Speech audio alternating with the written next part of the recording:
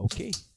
What's up, everyone? Welcome to another edition of the Sarlacc Digest, a podcast bringing you line talk and digesting Star Wars topics over 1,000 years. This is episode 99. We're almost there at that 100 mark. Being recorded on February 17th, 2021. I am your host, Darth Moocher. I'm joined here with Chris, Darth Dad 77. We interviewed Claudia Gray today. You sure did. Yes, sure did. Fresh off his Get interview. out of town. Get out of town. What's up? We've got Scott Solo here with us. Hey, what's up, nerds?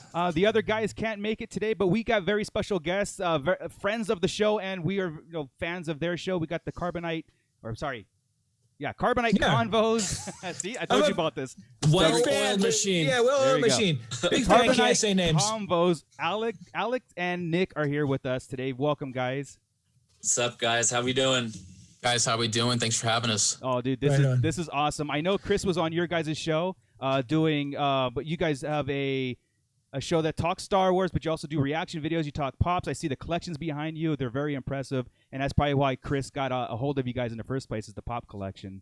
So, Part of it, yeah. Yeah. So, Carbonite Convos. Tell us about that, and of course, where can everybody find you guys too? Yeah, for sure. So it had kind of been a nugget of an idea for a while with Alec and I.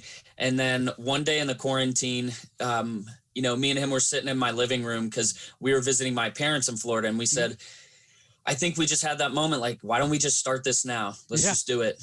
So we had the first episode, like we were talking about a little earlier. That was when we were first joining the podcast game, and we were actually in person. So, due to the pandemic, we switched to having to do it virtual and everything, and living on other sides of the country. But it's been fun so far. I know we do a lot of stuff clearly about Star Wars, but more our personal accounts as well, where we really highlight our collections and stuff. Sure. And I think that's what I've been focusing on a lot lately, just because it's like me and Chris and Alec talk, like, collecting is a really big hobby, so I wanted to show a lot more of that.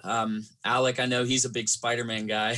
Yeah, I mean, if you can't tell, and it was kind of cool because, especially, again, we talk about Star Wars a lot on there too, but we've expanded into talking about the collections a lot lately, and that was something that me and Nick would just have a conversation about, just like on a FaceTime call or something, like, hey man, I went out today, grabbed 7 or 8 pops, had a nice little haul or whatever, and we said, why keep it as like a FaceTime thing? Like let's make a video out of this. Like, people might be interested in hearing it, and we have a great time doing it. So huge market. A big. You guys are real time friends, right? Like, you guys know each other. We've known each other for 12 years now.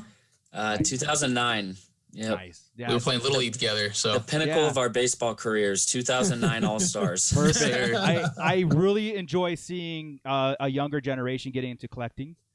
And talking pop culture, because it's something that we, on our show, again, we're all about the same age, in the early 40s, mid 40s. Scott.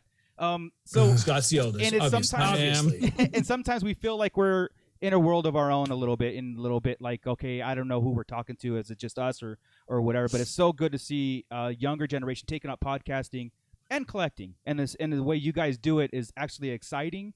It's fun. You guys' show is very energetic. I got a chance to check, your shows out. You guys do reaction videos, right? Like, we do. Yeah, those are fun. I always like reaction videos. But you guys do it in the Marvel sense, like you guys do Marvel movies mostly. Yeah, so reactions are pretty new. We did 4 episodes of The Mandalorian because during the Ahsoka episode, we just decided we were like 99% that she would be in it. Right. And we'd been discussing it for a little bit. We were like, all right, if we don't do it and she does show up, we're going to really regret it. Yeah. And if we do it and she doesn't show up, then we got some nice practice. What a treat. Exactly. I just wish we had started earlier. Right. Exactly. But what an episode to start on, though, really. Exactly. Right. It's kind of a blessing and a curse, because it would have been cool to do the whole season, but we went from Mando to WandaVision now, so it's been a lot of fun. Nick, I regret not having a video of our reaction to seeing Boba for the first time, and how many of them. Yes. Oh yeah. Yep. Hey, better late than never, man. You guys are rolling with that. You guys did, speaking of The Mandalorian, you guys did get a chance to interview. You're getting into the interview game too, which is awesome. Emily Swallow, the armorer. You guys got an interview. Bravo. And honestly, great interview too. Yeah, I was watching it, and we have our little side chat and stuff, and I'm not just saying this because you guys are on, but we're like, wow, that was something, like all the questions and the reactions, something we would say and have on and everything, and it felt really like at home with that interview.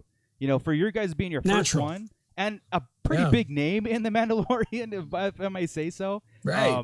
That interview went awesome. I think she had great chemistry with you guys, and keep going with it, really. No, absolutely. She was super easy to talk to. Yeah. I mean, Nick, I don't know about you, man, but I was a little nervous about just like the quality of the questions alone. Like, is this going to be annoying? Like, is this even relevant questions? Yada, yada. And the way she answered them, when she was excited about it, she seemed genuinely interested. Right. And I mean, I know that made our experience so much better. And to be honest, like, she gained a lifetime fan in the process. So, yeah. I'm always 100%. nervous about those actors that come on and just kind of like shut you down and just want to be mean to you. I mean, that would make good TV and radio also, but at the same time, shut our little childhood fanboys down. I'm always afraid of that, but I've never come across any celebrity or people that we interview like Chris did today. That they're just excited to be in the Star Wars family in general too. So and they're one of us. Chris and Scott did today. First of all, Chris and Scott did. Yes, I was there. I was the hype man. But every single person we've interviewed has been freaking rad. Right? Yeah. Like everybody. And every time you get that nervous and you're like, okay, well, first of all, you're nervous because you're talking to somebody. Right. And they're famous. But then you got to realize they're just people. Right.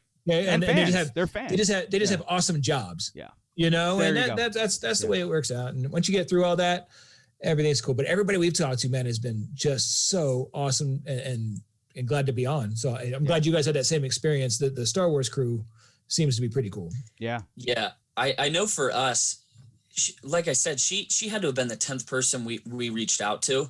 And from the very start, Emily was so professional, so nice. She got me in touch with her manager within like a couple hours of me messaging her.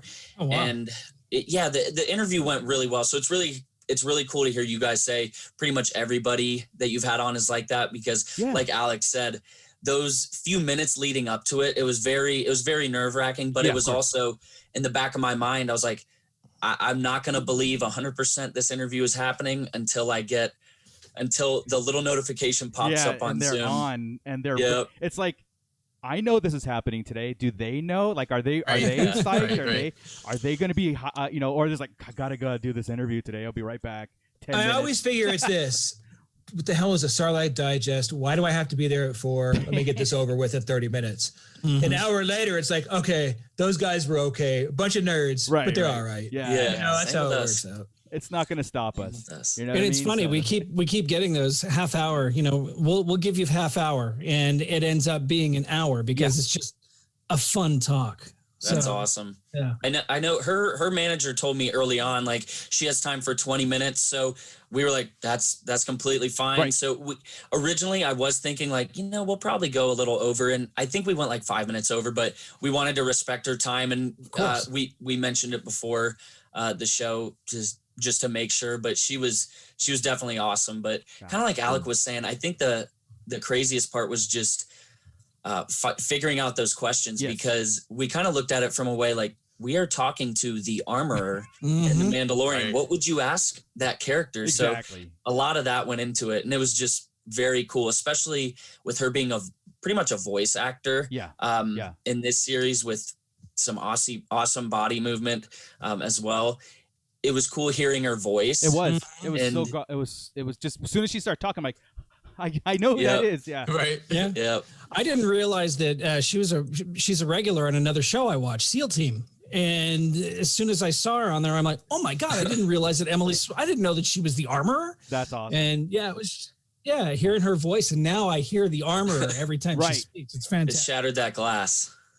It did. Yeah, it was really cool. Oh my goodness. All right. So before we get into our discussion, go ahead and tell everybody where they can find you.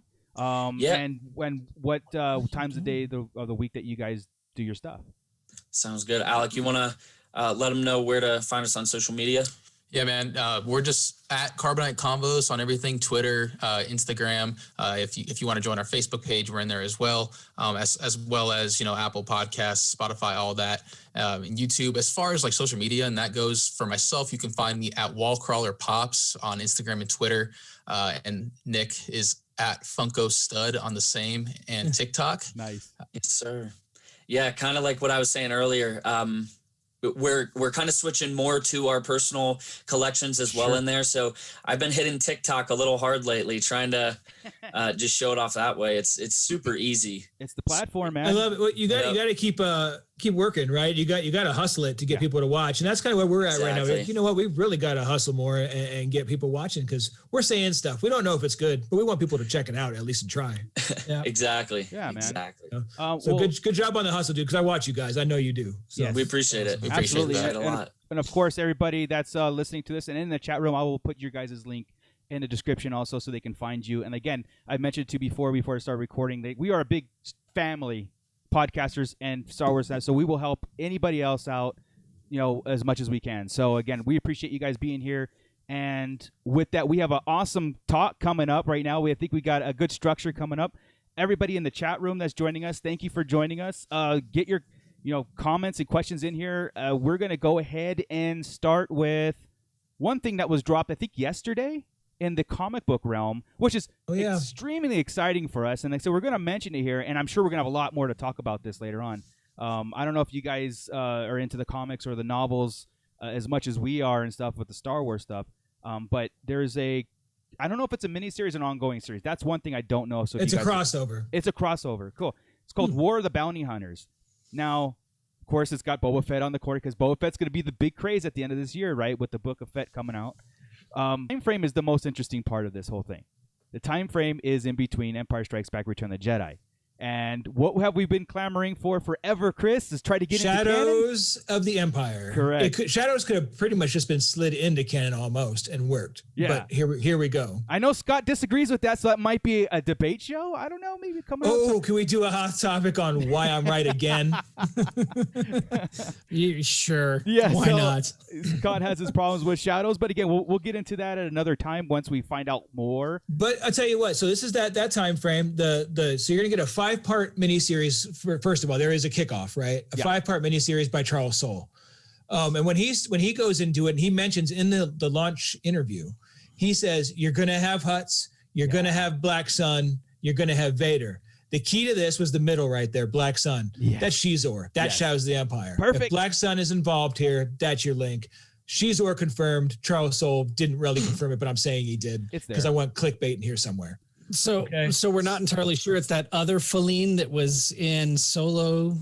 The other Felines and Clone Wars and everything else are all just others. We're going to get to Shizor now. All right. Okay. Yeah, that's it. Now, what else is it doing? That's the 5-issue mini, right? Right. It's crossing over into all the other titles. The Star Wars main, Dr. Aphra, everybody else will be crossing over. So this is going to be like a DC cluster screw, It's like, oh, here we go. Everything's going to cross again. About time. All the main comics are set in that time period right now. So that makes sense. So but it gets hard. I mean, it's kind of like we talk about, unless you're on every one of them, you're going to lose some bits, right? Until the graphic novels come out. Yeah. That's the tough part. But that's what we're looking at, and I'm pretty excited for it. I will get every darn. Of course we will. We've got to fill our Jedi archives. I mean, how else are we supposed to? Can't skip it. Nick and Alec, are you guys into the comics at all and the novels of anything, Star Wars, Marvel, all that stuff, or is it just like live action and? Oh no, definitely.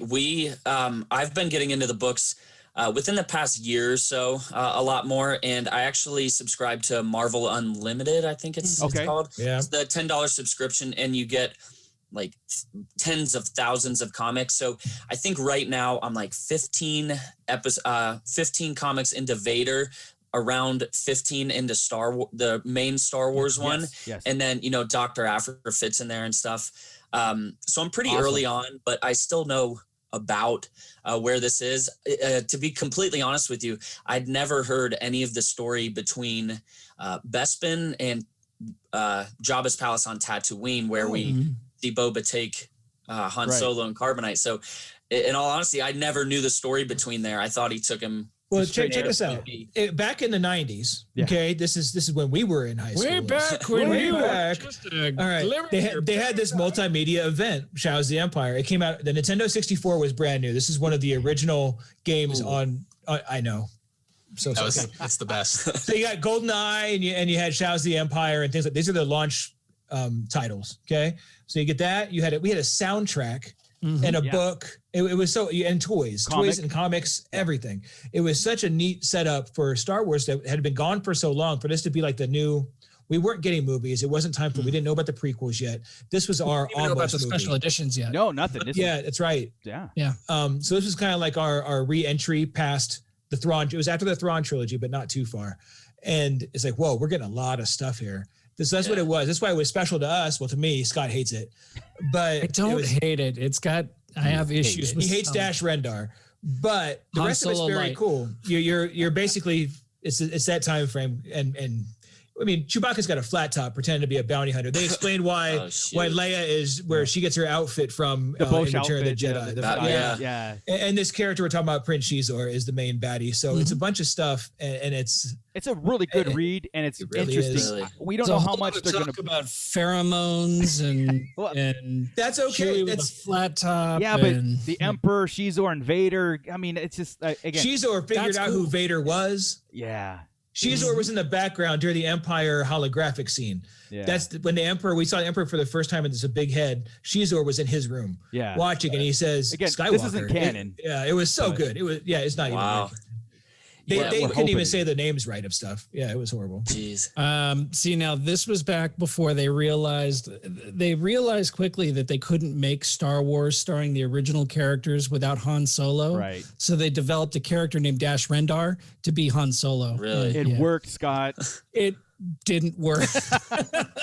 He had his own Millennium Falcon. His ship was even a generic Millennium Falcon. It really was. Yeah. It was called the Outrider. It totally separate. It's just, and it had its own toy too. Yeah, it did. It sure did. Oh, so he was that famous. It was a big deal to us. I haven't even heard of it. Wow, that's nuts. Yeah, look up Shadows of the Empire just for fun. I've heard of the line for sure. I haven't heard many of the details. Luke does his training on a high wire in a circus tent on Tatooine. So what? There you go. Yeah, not having a. Dick Grayson was trained on a circus wire. I don't hear you bitching about Dick Grayson. Okay, Scott, I agree with you. I agree with you on that, Scott. I just won the point. Why would you agree with him? I don't know. I just lost. Yes, let's move on before we break up. Carbonite Convo guys come in and break up the Sarlacc Digest. So, what do you mean break up like the Beatles? Yes. Yeah, Yoko. Jeez. Nice. Next week on Sarlacc. There you go. Next week with Chris, Nick, and Alec on Sarlacc Digest. There we go. We're taking over. We're taking over. That's funny. It's Marco and I be on Carbonite Convo. Yeah, we'll be on Carbonite Convo. I'll let you use Marco still can't have it. Marco still can't figure out the name of the show. So. Yeah, exactly. Can't get it out. What else happened? In Marco's defense, there are like 3 Carbonite centered shows. I think we're the most we are the most consistent. We've listened to Carbonite Crew, which they have a pretty cool show too. I think we just post episodes a little more frequent, but they've been doing it longer. And then I think a newer one, I think it's like Podcasting and Carbonite. So there are a few different Carbonite shows. There is. Yeah, so it's hard to keep up with. Repetition on my part. Exactly. I have OCD. I'll get it. No, we believe in you, man. Yeah.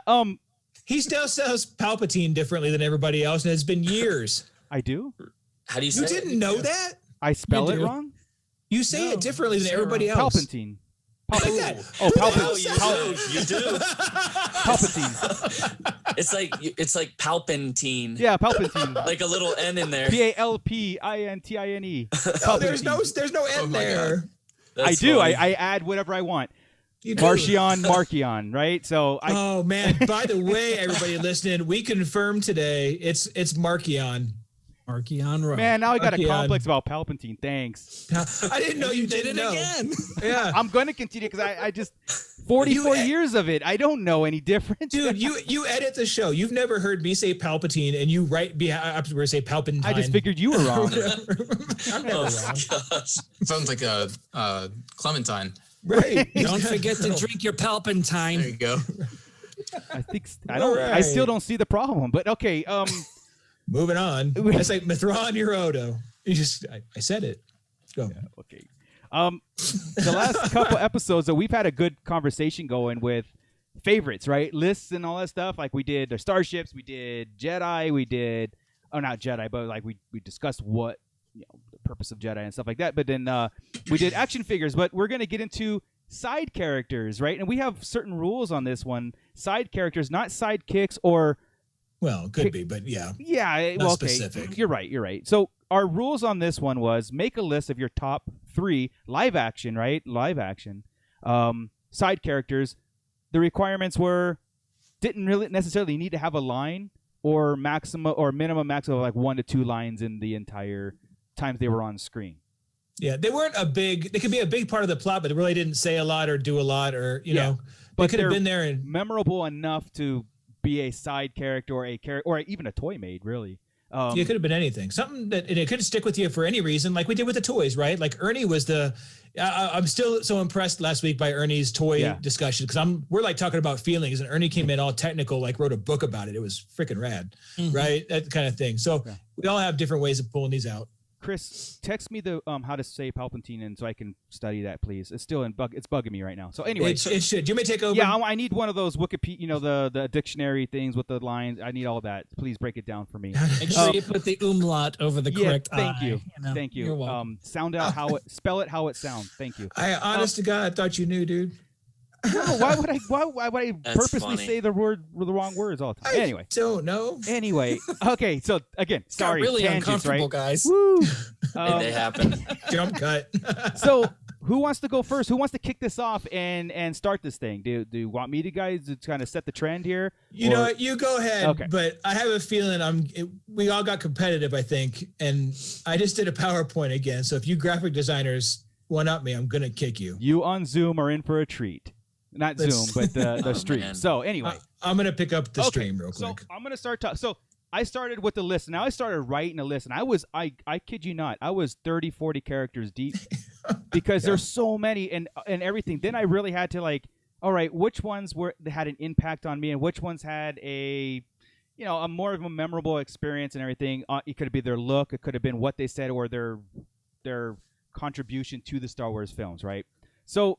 My number, I'm going to go from 3, 2, 1. So my number, the third one, again, I have to treat this as a living, breathing document also because anything set in stone triggers things. You can't have that. So these characters are living, breathing. They can change at any moment. But right now, my number 3, and I'm going to put them up here and I'm going to discuss them, is 2 Tubes from Rogue One. Oh, I almost used 2 Tubes. You're out of your mind. Love this character from the moment he was on screen. He had a couple lines, right? And he showed up again later in Solo. But the look of this was so classic. Like I was so impressed with Rogue One, the use of going back to like interesting characters because, again, we I don't know if anybody has sequel characters in this, but again, they're not as interesting to me as Rogue One did. So. Yeah. 2 Tubes definitely is so. By the way, I can see it on the feed, and screw you, Marco. Okay, my second one, number 2, Garandan the Kubaz from Episode 4, right? The spy, the Imperial spy. He almost made my list. I am really glad. We really should have talked about this because it was almost 2 for 2. Really? Yeah, I shuffled again. Yeah, go. I'm telling you, this. I always thought, like, I had to, as a kid, I always thought Garandan was had a little bit. I thought he was Darth Vader at first, like as a kid, like as a 4-year-old, 5-year-old kid watching Star Wars. I'm like, that's Darth Vader in disguise, right? Just because he had the hood and stuff. But I just had that stupid thought in my head. But anyway, him being and just kind of like this intro to not because of the canteen scene, but the intro to the scum and villainy and secret and people working against or with the Empire and all that stuff, right? He was like an epitome of that. He was awesome. Yeah. He was awesome. Yeah. Yes. And the fact that both those dudes, 2 Tubes and Garandan, did not speak. They spoke, their own language and didn't do basic was a bonus for me. So anytime Star Wars can do that, though, in an alien speaking their natural, their language with subtitles, I love that because that's immersion to me, not basic. I can't stand it when like a Wookiee speaks basic or a Hutt speaks basic. But it's a speech impediment with the Wookiees. If you recall. Exactly. Let me ask you guys. Oh, my bad, man. Yeah. Go. No. Let me ask you guys this: did you guys read the From a Certain Point of View book? Yes. Okay, so you're talking about the same character that's in that book, right? The Kuba, the guy who's telling yes, the Imperial. So the spy. Yeah, I think that's a great one because I have a few from that book in my list and honorable mention thing, and I think what that book did, like your first example, is it just ties everything together so well. It kind of gives you just these background stories from a character that at the time didn't really. Have too much depth, but I think that was what was awesome about that book. So, I definitely think that was a good choice. See, Nick, that's why we're in love with the books. That's why we consume all this stuff, because once you realize that it doesn't change anything, it just enhances what we're already seeing and getting all this stuff. You're like, oh man, there's more. There's more. If I cared this much about anything in the real world, I'd be dangerous. No kidding. We'd be millionaires. Yeah. But I don't care about anything in the real world besides my family as much as the Star franchise. Exactly. Makes no sense. I mean, there's worse things to care a lot about. So yes, right, you're right. A good one. This is harmless. Very true. Well, it's not harmless to our bank accounts, but it's pretty harmless. Oh my God. It's a pre-order. It's okay. It's a pre-order. That's a big one. Exactly. My number one, I had a very hard time with this one, but I again, living, breathing, but the one that brought emotion to me as a kid, because in Return of the Jedi, this dude right here, Malakili, Rancor Keeper. Oh. Okay. Oh man. This is what again, just like Garandan, opened up a broader world than just what the story that we were given, right? Knowing that the Rancor had a keeper, and it was probably, the Rancor probably didn't feel the same way about the Rancor Keeper, right? Maliki. So I just had an emotional attachment to this dude from day one, from the first time I saw him on screen. Not because we share the same body type. It's because it's just because, again, it brought a different emotion to Star Wars, right? And he didn't have any lines, but the way he pushed the dude out of his way and Luke Skywalker out of the way to see the Rancor and everything, it just was like perfect. It was awesome. So these are my top 3 side characters. I love it. Living, breathing. I did my honorable mention. I don't have a graphic for it, but the honorable mention is I honestly can't remember the name of the droid, but it's the Jabba Palace door droid. The one that. Oh yeah. That one. Oh yeah. That was a Mandalorian. For me as well. Correct. Yeah. Nice. So. Well done, That's cool. Those I are like my those. 3. I like those. Nick, Alec, one of you guys want to go next? Nick, Alec, go ahead, man. all right, I'll hit it. Okay. I didn't come with a no problem. a PowerPoint or what were one of those like PowerPoints on like speed called? Like they did a lot of crazy effects. I didn't make anything too crazy though. All right, so I have 3 main ones, and then I have 2 quick honorable mentions. Cool. So my number 3 was I don't know if it's Elon or Ellen.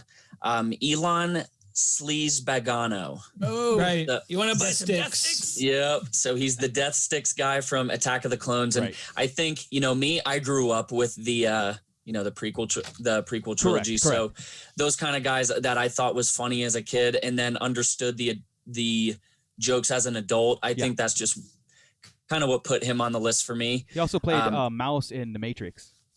Did he really? Yes, he was. I didn't even notice that. Oh, same dude. Yep, you're right. Yeah. Sorry. Yeah, it was. Oh no, you're good. You're good. It was a crazy one. Awesome. And then he was on my list again when I was writing everything. He definitely was on there. So There we go. Awesome. Number 2 was Dexter Jetster. Okay. Again, another. Actually, I didn't realize that they were both Attack of the Clones. Probably within like 10 minutes of each other. Jeez. I like Attack of the Clones. Yep. So he obviously he's the diner guy, and I just thought it was cool to see. Literally, he's cooked. He owns the diner, and he knows such intricate details about like the history of the galaxy. That's it seemed all like chefs. With this, correct? Exactly. Yeah. It must be. It has to be. And it's funny because I love the interaction between him and Obi-Wan. Absolutely. In that movie, there are a few things I love about that movie, but when he's hugging him and then he's pulling up his pants. Scene. He's pulling up his pants and hugging Obi-Wan at the same time. Yep. Also, trivia on him. That's named after George Lucas's son too. So. Yep. You come on the Sarlacc, you get a bunch of useless information just thrown at you whenever you say anything. You can write that one down. You guys, term. Yeah, you guys can have that one. That's fine. It enhances it. Exactly. So I know you guys will like number 1 a lot better. So I picked Captain Ramus Antilles. Okay. So he was the guy who handed Princess Leia the plans to the Death Star at the end of Rogue One. And I didn't know this until from a certain point of view. He was the same guy that gets choked out by Vader within like the first 2 minutes of the original movie. Yeah. Awesome. So I think what made me put him on the list was how much I love that book and how much it connected new Star Wars to literally almost the earliest point in Star Wars in our reality. We're you know what I mean? About that book. That book is amazing. That first one, the one from A New Hope, is phenomenal. Yeah, it is. We say phenomenal, and it really half the stories aren't, but the half that are on point, like crazy. Daniel Jose Older's, as wild as it was, the Born in the Storm.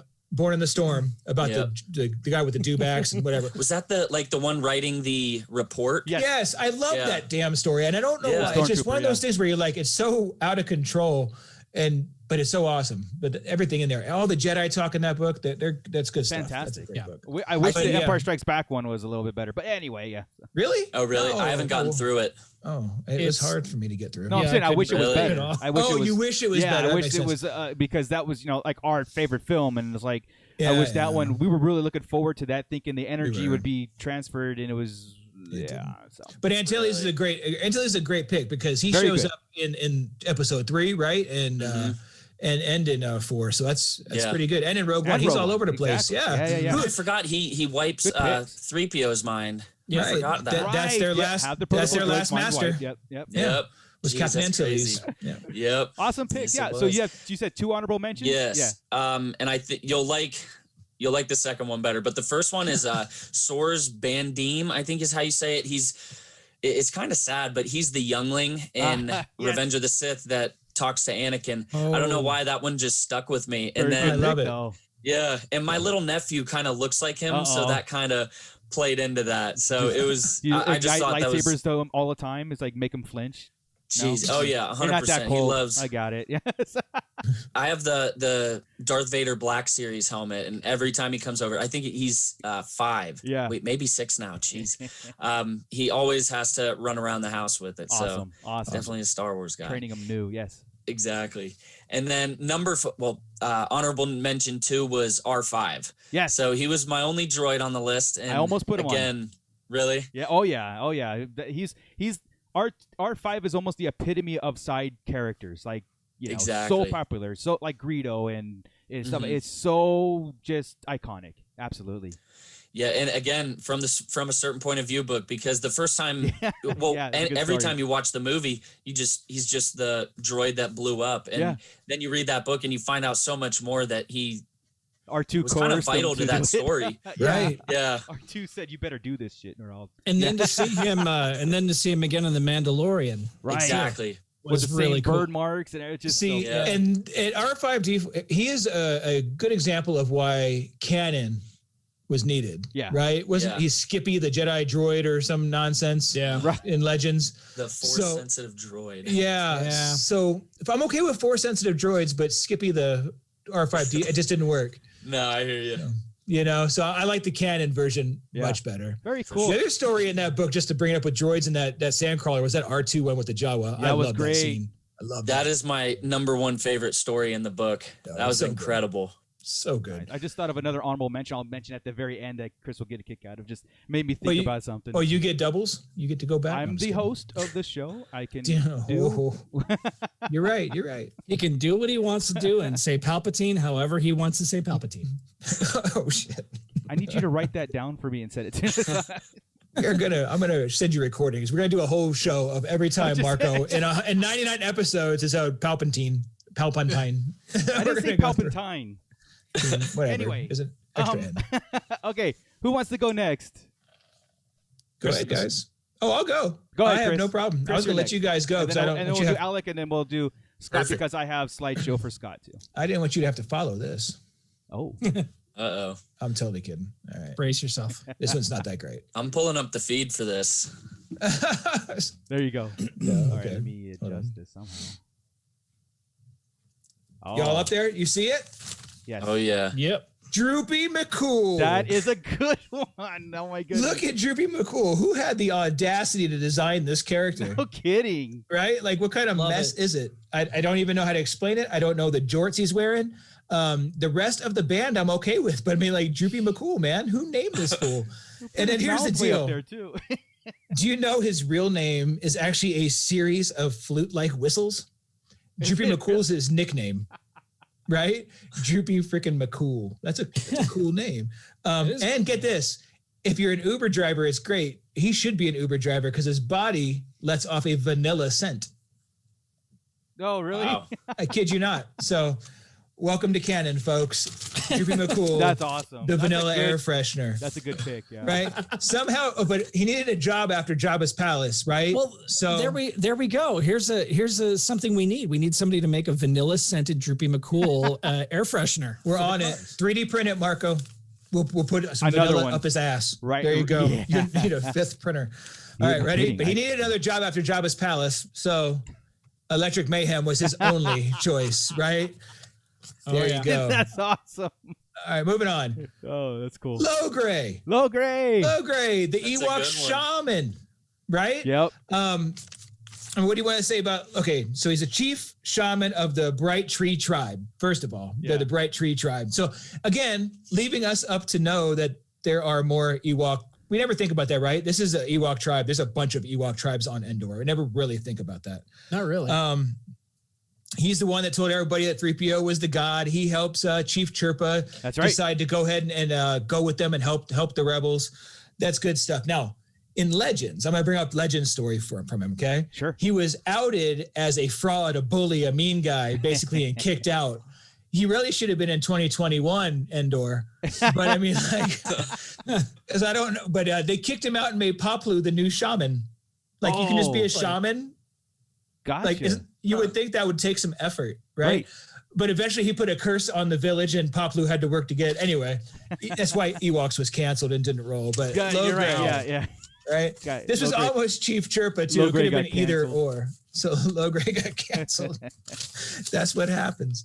All right. And I don't think this one's actually a surprise to anybody, to be honest with you. I know what this one is. There we go. Was that There it? you go. All right. That's the one. Lobot. There was no chance of it not being Lobot. Lobot, whose nickname is Low, which I hate, absolutely Right. hate that anybody calls him Low. Right. And another reason is because I call my son Logan, who doesn't need a nickname, but I call him Lobot and have since he was born. I call him Lobot all the time. People, when they're playing baseball, go ahead, Low. Good job, Low. I'm like, oh, stop. I hate that. Yeah. It's Lobot, fool. That's awesome. You know? But that's it. And even now in canon, he's got those cyborg constructs. You've seen those in Rebels. Right. Everywhere else. He was running battlefield calculations for the Empire. Right. Eventually turning over and helping Lando with his criminal ventures. And at this point in the comic, right, we're going to talk about the Lando comic. He has control, but he can tell that the cybernetics are trying to take control. He has to almost focus all the time or he's going to lose control of these things. Well, during one of Lando's heists, Lando's dumbass decides he's going to steal a yacht. Turns out it's Palpatine's. Palpatine. Palpatine. That's what I said. I just said it right now. That's what I said. Booby trap. Booby trap. That's what I said. Right. It's Palpatine's personal yacht. I hate you guys. So, I really the do. Roy- But anyway. So the royal guards attack him and Lando. Lobot saves him. Yada yada yada. And while during this danger and saving Lando and all this stuff, he loses control and loses focus, and the constructs it takes control of him. Right. Awesome. And he's been Lando's buddy to this point. Like they've been friends. He was around, even with L3 around, he was still in this world with him. Yeah. You know, he's been on the Falcon. That's the messed up part about Lobot. And he has a pre-recorded message in case he ever left. And basically what it tells Lando is, you know what? Don't feel bad if this happens to me because I've made my own choices to be with you and hang out with you. Right. But you know what? You're better than this. Fix this. Wow. And that's when Lando kind of turns it around and becomes the Baron Administrator of Cloud City. Gotcha. Now, is he? I assume he's not able to take those off. No, those are Okay. built in. He's a cyborg now. Right. Am I still sharing screen, dude? Yes. I can't. I don't know how to get out of it. It's up at the top center. Should be a red box says end share screen. All my screens are up. Can you see all my screens? It should be on your Zoom somewhere. I can't see my screen. Oh, there it is. There we go. Yay! Do you have any honorable mentions, Chris? Do I need them? No. I got a dude that smells like vanilla. You don't need them. Automatic. Yeah. Because I knew Lobot. That's a given for you because I know your history. It's a very good list. Droopy McCool. I love that. Oh my God. So cool. Well, see, that's very unexpected. Yeah. I will discuss this because it's not so much Lobot's favorite, right? Everybody else is just rad. I didn't want to immediately go to the cantina because I kind of thought you guys would kill the cantina, right? I honestly figured that. And you go through a bunch of stuff. And Wicket's a dope character, right? Sure, so sure. Chief but Chirpa. he's a main character. Well, not a main, but he's too into character. it. But he wasn't leading it, and it was Chief Chirpa and Logray leading the Ewoks. Absolutely. And they have the fact that they have a hierarchy is awesome. And it's our only Black Series Ewok at this point. So yeah, there you go. All perfect. So I actually have both the Funko Pops of that one. Oh, nice. See? Yeah. And me too. See, I love this stuff. So whoever I could have thrown any three side characters in there and loved them pretty much. Pretty much. Enough to get a pop for him. Dude, have you seen my room? Yeah, he's I have pops of everybody that I'm like. I'm at the that you even slightly like. Well, dude, it like didn't start I'm the like same that. way. Yeah. I don't collect pops, but it doesn't matter. Even if I don't like the character, I'm buying the Black Series figure. You know what I mean? Like That's dope. It's they're part of Star Wars. Like, for example, Holdo. I that's my least favorite. We should do a least favorite character one. Holdo's my least. I don't have her yet, but I will get her. I will. Yeah, because for sure. It's just. I'll wait till she's like $1.99 though. Well, see, like Connix and Rose in my pops, right? It took me a minute to get Connix and Rose, but once they were $3 free shipping, I'm like, oh yeah, I'm gonna get Connix and Rose today. I accidentally bought the Connix one because this comic shop by me up here in Pittsburgh. They were having a $5 sale, and I think I bought like Alex 7, me 8, because those are the sales where you have to clean house. Right. So I had like 20 total pops for Alec, me, and other people, and I guess somehow she just fell into the cart because you secretly actually just love the character. Yeah. Right? 100%. Yeah, I got home, pulled her out. I was like, I did not mean to buy this. Yeah. See, I do get them all, and I open every one of the damn things up. And it started out with, and I even told the guys, I'm not going to get every version of Luke. I'm not going to get every version of Han. I need one version of everybody. Right. 18 Lukes later, I'm like, come on. I mean, we said the same thing about everything in our collection. It's like, oh, I only want one Spider-Man. I want one Anakin, yada, yada. Why would I need 2 Roses? Now I we have got like 12 of each. Like, yeah, man. I've got a room full, man. It's crack. Trust me, I it's understand. horrible. Yeah. It's horrible. It's beautiful, but it's horrible. Yep. All like being right, hooked on Smash. Alec, are you ready? yeah, man. Awesome. Absolutely. So I'll go ahead and jump into this thing. And you're next. Again, kind of curious to see if these characters really fit the criteria. Okay. So I'm gonna go in number 3, Babu Frick. Nice. I love him. I'm a huge Rise of Skywalker fan. Okay. And obviously everyone loves a little bit of comedy. He's the best. Yeah. Dude, if you don't like him, you don't have a reason to like him. You're right. He literally is so just goofy, pure, fun, almost. Pure. Right. Just he stole the show. He did steal the show for me on that movie. You know, Babu Frick, I'm here. Yeah. It's so hey, awesome. Yeah. Right. When he pure showed up joy in the cockpit and then that last scene, dude, that was amazing. That was I agree with that. Yes. Did you pre-order the big one?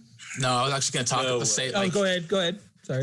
I don't have a spot for it in anywhere to display it, but like the fact that that's about life size, like yeah, right. That's right. pretty sweet. Yeah. We'll put it on your kitchen table. Absolutely. You don't need that. Exactly. Yeah. Right. It's like a nice little centerpiece. Yeah. You don't need to eat that. See, I've thought about Dio too. They have the Dio pop, and I'm like, damn, that's about life size. Right. Mm-hmm. Yeah. You know, exactly. like the Grogu is about life size. Yeah. Right. Those are cool when they're like that. When it's the Stormtrooper or Fett, I'm like, I'm not as excited. Correct. But when it's these guys and you're like, oh crap, I could have Babu Frick, like literally right there. Right. It makes you want it. I didn't pre-order it either, but I think I got to go get it. Yeah. Absolutely. It's a must. I have my mic sitting on the life-size Groot right here. He's holding me. He's holding me up. Very cool. So coming in at number 2, I got Dak Ralter. Okay. Just because poor guy. He dies. That's why. Poor guy. He's a meme at this point. Well, it's because of the what was it? The I feel like I could take on the whole empire myself. the Family Guy. Yeah, the Family Guy. 100%. Really? Because that would be great. Hey guys, Dak's got this one. And it's just, Oh my God. Classic. Yeah, Dak became a meme. No, I like Dak. He did. Dak was on pretty high on my list because of, we saw a lot of sacrificing go, but this is the dude that had the gung ho at the beginning and just got taken out really fast, and then he gets smashed by a AT-AT. So, oof. Right. His story in The Empire Strikes Back, a certain point of view, if I recall, was pretty good. Is it? I'm sure it is. I'm not a big fan of the Rebel stories in that book, but I believe Dak's story was the one I really dug. I'm more Rebel. I mean, more Imperial than Rebel. Sure. So, Yeah. But that story was solid. Nice. And then, hot number 1 here. Anybody who knows me knows I'm absolutely obsessed with Vader. So coming in number 1 is Admiral Piet. Yeah. Obviously the scene where he's in his chamber and the screen pops up and he's like, you know what I'm getting at. Of course. Admiral Piet is so good. Veers would be the other one. As far as like my top, like Veers and Piet almost share. Oh, I love Piet. Yeah. I love it. But you know what? The Veers, again, with a certain point of view, the Veers story was so good. The Veers story was fantastic.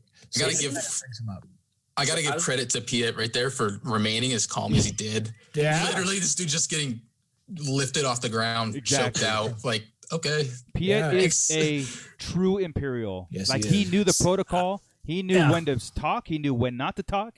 Just like Veers, both. I mean, very, very just like Imperial as you can get. But the thing about that book, though, with Piet, I was telling Chris this whenever the book came out. I always kind of held Piet to this standard where he was like Mr. Prim and Proper Imperial. He would do whatever Vader ordered, he would do. But you read that book, the Certain Point of View book, and Piet's a dick. Is he?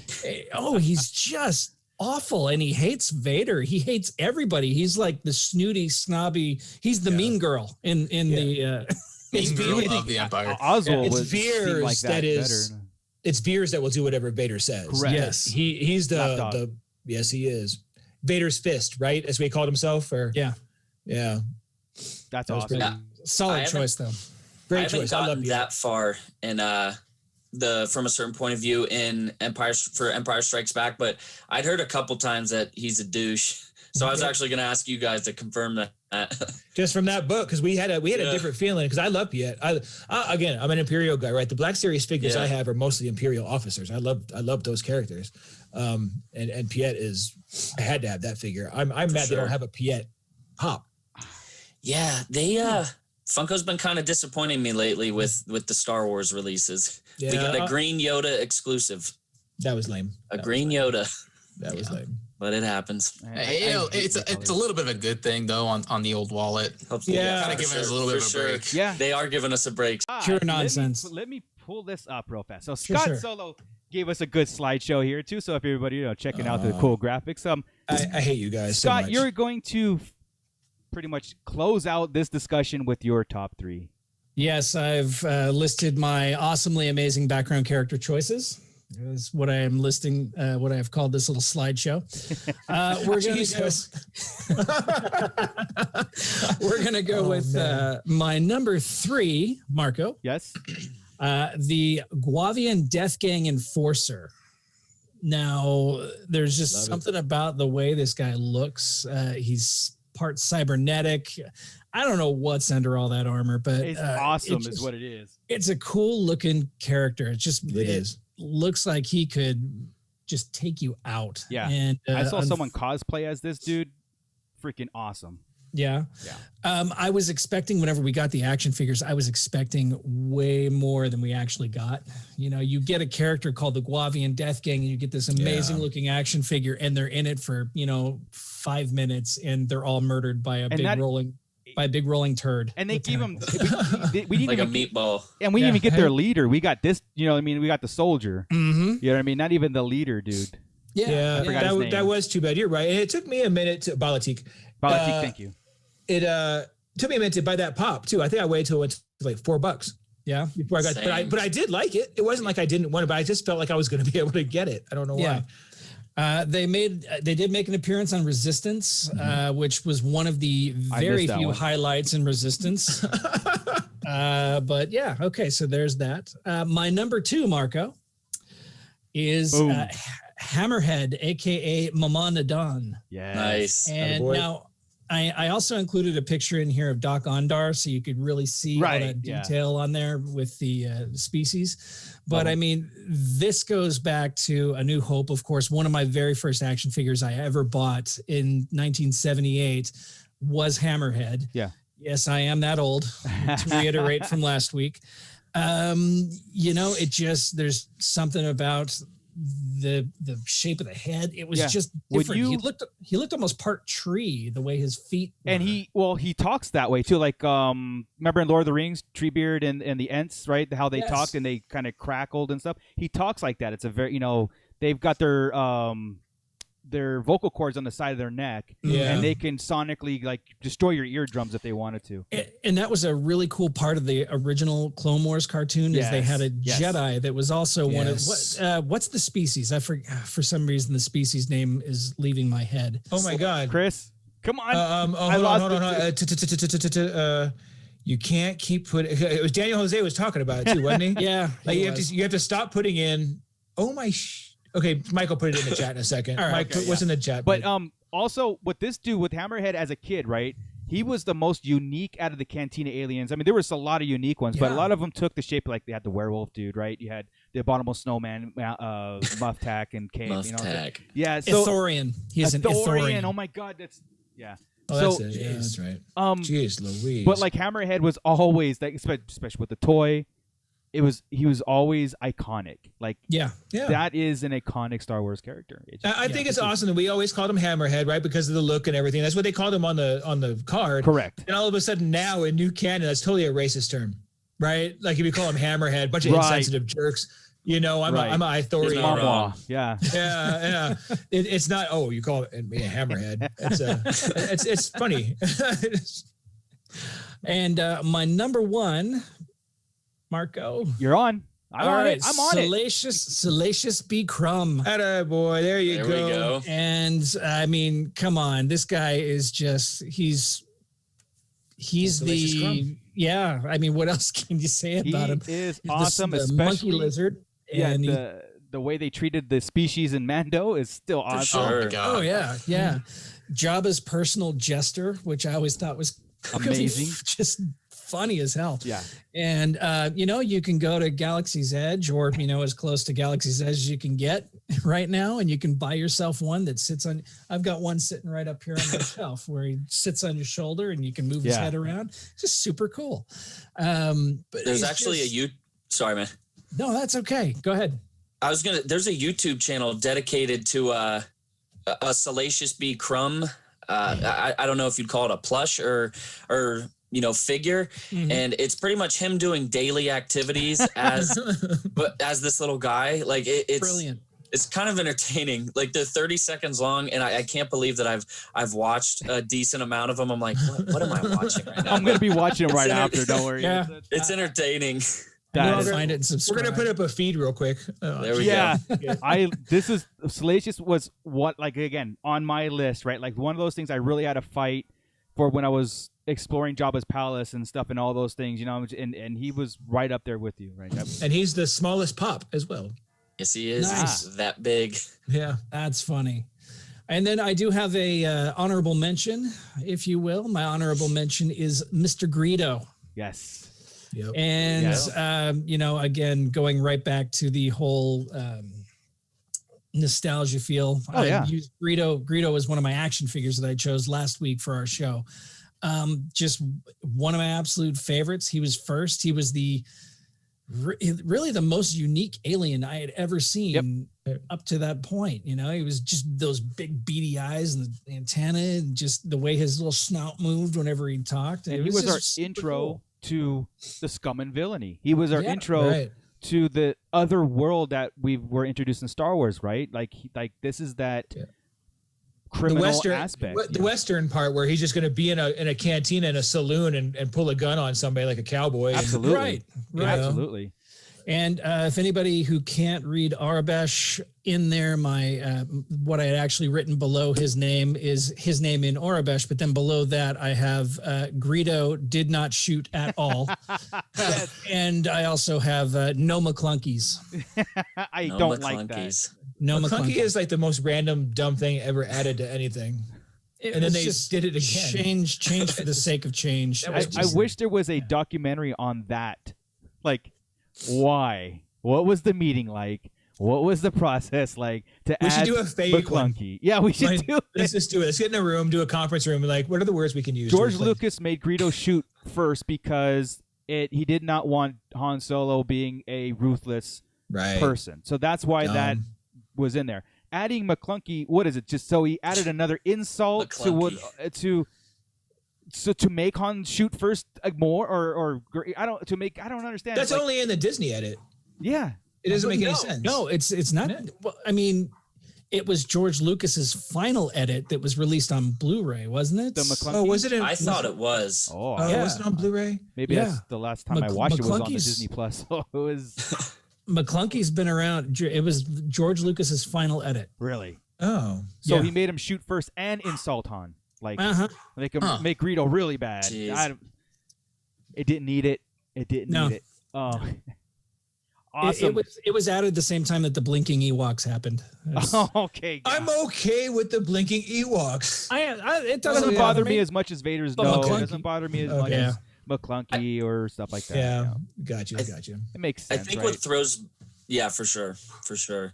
I think what throws me off the most with that is going from like the Blu-ray to Disney Plus was how Yoda changed in The Phantom Menace, where he has this very discernible look, and then you go to Attack of the Clones and it's completely different. And now they've changed the Phantom Menace one to the one from Attack of the Clones. And they went from puppet to CGI. Exactly. Yeah. And it does flow better. That was a happy change. I think. Yeah, you guys. I enjoyed it. Like, I think it makes it a lot. Like I said, it flows a lot better. It just took me a second when I caught it, because I was like, oh wow, I didn't even know they could do that, but it makes sense. Yeah. But it's pretty cool. It was cool, and that was one of those things where we're like, oh, that looks way better. Because honestly, young puppet Yoda just doesn't seem right. Even when you look at him now, if you see a picture of young puppet Yoda, something's just off. Right. And they used the same. Didn't they use the same? Right, they used the same mold. Yes, they did. Really? Just painted it fresher. The same mold, but it didn't look the same. No, it doesn't, and it's like they made him look too young when it's really just off. 18 years. It's just a couple decades, and we've seen how they age now. They don't age that quick. Right. Yeah, seriously. I think the idea behind it was to have a certain aged Yoda, but I don't know, it just didn't work, and George Lucas didn't like it. Even in the making of, he wasn't happy. He's like the type of person, like, you think he would be so attention to detail is there, but he let a lot of things slide in the prequels, like a lot of things that, like, if you, especially like the acting, right, you go like, can you just do that again, because that was bad, and he just like, just do it, whatever. Make the battle droids faster, more intense. Yeah, make the battle droids ridiculous, comic relief that didn't need it. It's just, there's a lot of things in it that he just went with it, and that's his movie, right? So, and we're just here for the ride. So we're just living in his galaxy. But that was a welcome change. The CGI Yoda, that part needed. Definitely. So I did have one honorable mention. I didn't want to bring up earlier because you had mentioned the cantina, and I didn't want to take one away. So I'm glad no one brought it up. Actually, I got Cornelius, and I'm going to say this wrong. Cornelius, is it a Vazen or a Vazen? Evanson, and something about Everzan, Everzan, yeah. Those are, like, like we talk about this a lot too. Great honorable mention too, because when we go through lists, and there's things or characters and stuff that are like, they're just like hands down no brainer, right? Like, I consider Greedo one of those. I consider Dr. And Pondo Bob. I consider so many side characters, or as we did starships and stuff like that. We left out the Millennium Falcon on purpose, because that would be like everybody's top, or most everybody's top. So, great honorable mention. I have one, and it's kind of funny. It's and Chris and I know this because we both got his autograph. Chris, the Jawa that shot R2. Oh, the Jawa that shot R2. Really? There you go. Yeah. That's super cool. We met I got him. his autograph too. Oh yeah, Scott. Yeah, we met him, but it was funny because I used to go to Comic Cons and stuff, and Chris and all that stuff, and I would never tell anybody I got his autograph and paid $20 for it because there was this dude that claimed that he was the Jawa that shot R2. He was the guy, and you felt so bad. I'll never forget the first day I saw him in Colorado the first time. It was at the Celebration One. We were in that. Celebration One wasn't that done up. It was a tent and a room and an outside KFC and a lot of mud. But this dude walks. I'm walking through the little venue where they have all the shops, and he's at the corner, standing there. Yeah. And then next to his board that's bigger than him, and it says the Jawa that shot R2. That's it. I'm all, you serious? This is the first thing I'd ever been to. I'm all, they come out and pay for this, and then there we are. Yeah, hell yeah, they are. Yeah, that's funny. I absolutely will pay for the autograph of the Jawa that shot R2. He milked that appearance like you wouldn't believe. Well done, sir. You might as well. Can't blame him. Yeah. Exactly. I mean, hey, and obviously there's a market for it because we were there in line. So yep. But that was my honorable mention, that the Jawa Shartud as the biggest cameo in history. I like that. Well done. That was awesome. Let's wrap it up, guys. This was a lot of fun. I loved it because doing stuff like this again, we reiterated this last week. It brings back a lot of nostalgia, and it reinforces some of our own views on the certain movies that we like and the characters we like, and when we discuss things, it just makes it. This is what we do in line when we stand in line for a movie, right? We call it line talk, and bringing it to here and sharing it with you guys. So that was awesome. Hearing everybody else's list, and I don't think all of us didn't have one repeat. No, it's actually surprising. Yeah, I thought we were at least going to overlap in some way. I thought when you started, we were going to be in trouble because, swear to God, when I started, I'm like, oh wow. I almost put these. So I'm like, we're going to be in some trouble here. I'm glad I shuffled. I will admit, I didn't put Lobot because I knew you would put Lobot. There was no doubt. And Scott, I had my list way before I saw yours too. So I didn't change. Okay. I didn't hear yeah, there you go. Yeah. That's almost spot on. That's a good cosplay. That's going to be my cosplay. More. For sure. Yeah, there you go. You just need the suit. Exactly. That's easy. I got some funny. puffy ass shirts. No problem. Let me check the chat here before we wrap it up and see if anybody had any mentions of their own. I think there were some good ones in there. Yeah, let's see. I'm trying to go through. So, Scott, if you see any, I know Mando Mike said Savage Opress. Oh no, That's a good one. He said something else. Good. He's more of a main character. I don't think he meant side character. I think he was talking about something else. They're probably chatting. Yeah, because we were on live action. Yeah. So we've got Robert in there. He said his three are Wilro Hood, the Death Stick Dealer, and Gecko the Bounty Hunter. Gecko. Why not? Gecko. Yes. All right. Well done. Then we had Mando Mike. He came in and said, "Oh, he went real technical." Trinto Duaba, who is the Cantina skeleton guy. Oh, okay. Yeah, the Ghostface guy, the Ghostface dude. Yeah. K3PO. Okay. Is that the one on Hoth? Yeah, the white one in the Hoth base that gets destroyed. Awesome.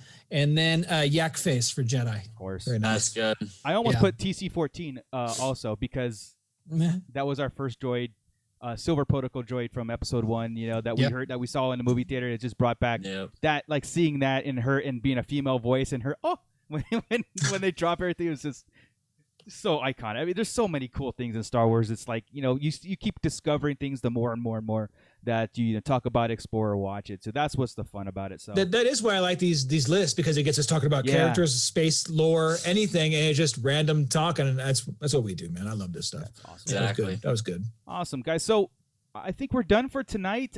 Thank you very much, chat room, for sticking around and chatting up with us. Thank you, Alec and Nick. Thank you so much for joining us. I hope we could do this again. You guys are invited back anytime, like, just want to talk Star Wars, or maybe when you do a collection show. I mean, this was fun. So yeah, for sure. Absolutely. Yeah. No, we really appreciate you guys having us on. I know, we had Chris on. That had to have been like, it was like 5 months ago or something. December, yeah.